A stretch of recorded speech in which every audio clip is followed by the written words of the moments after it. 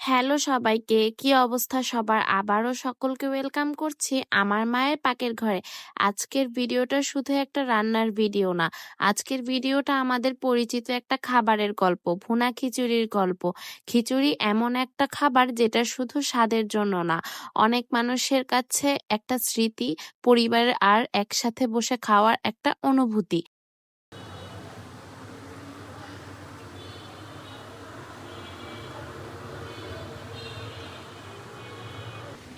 আমাদের বাঙালি রান্নাঘরে খিচুড়ি একটা আলাদা জায়গা আছে। অনেক আগে থেকেই চাল আর ডাল একসাথে রান্না করার প্রচলন ছিল। সময়ের সাথে সাথে অঞ্চল ভেদে এর রূপ বদলেছে, কিন্তু খিচুড়ির মূল ধারণাটা একই থেকেছে।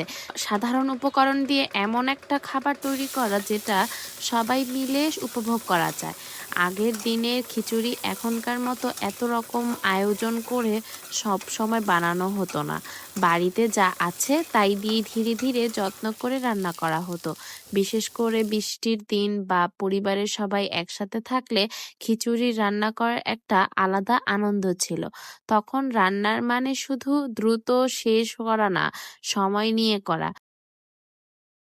চাল ধোয়া, ডাল বেছে নেওয়া, মসলা তৈরি করা, সবকিছুর মধ্যে যত্ন থাকতো। আর সেই যত্নটাই খাবারের স্বাদে আলাদা একটা অনুভূতি এনে দিত। এখন সময় বদলেছে, মানুষের ব্যস্ততা বেড়েছে, রান্নার ধরনও বদলেছে। এখন অনেকে খিচুড়িতে নিজের মতো নতুন নতুন পরিবর্তন আনে।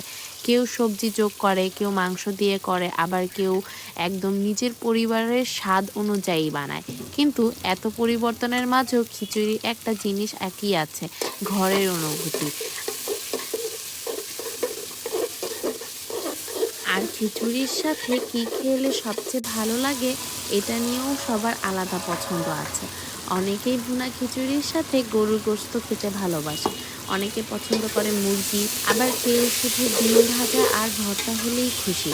কিন্তু আমার কাছে ভুনা খিচুড়ির সাথে সবচেয়ে সুন্দর কম্বিনেশন হলো ডিম ভাজা আর পাতায় বাটা ভর্তা। এই কম্বিনেশনটার মধ্যে খুব বড় আয়োজন নেই, কিন্তু একটা ঘরোয়া অনুভূতি আছে। গরম গরম খিচুড়ি আর তার সাথে ডিম ভাজার সিম্পল স্বাদ আর পাতায় বাটা ভর্তার আলাদা ঝাঁজ, সব মিলিয়ে একদম অন্যরকম লাগে। আর সেই জায়গাটাতেই আমাদের ছোটবেলার একটা স্মৃতি চলে আসে। ছোটবেলায় বৃষ্টি হলে আমার মনে হতো আজকে মনে হয় মা খিচুড়ি রান্না করবে। রান্নাঘরে বারবার গিয়ে উকি দিতাম আর একটাই প্রশ্ন করতাম, মা আর কতক্ষণ?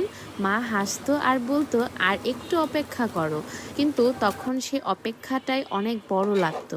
রান্নাঘর থেকে আসা গন্ধ, কড়াইয়ের শব্দ, সবকিছু মিলিয়ে মনে হতো দ্রুত সময় চলে যাক। আজ কিংবা সেই পুরনো অনুভূতিতেই ফিরিয়ে এনেছে।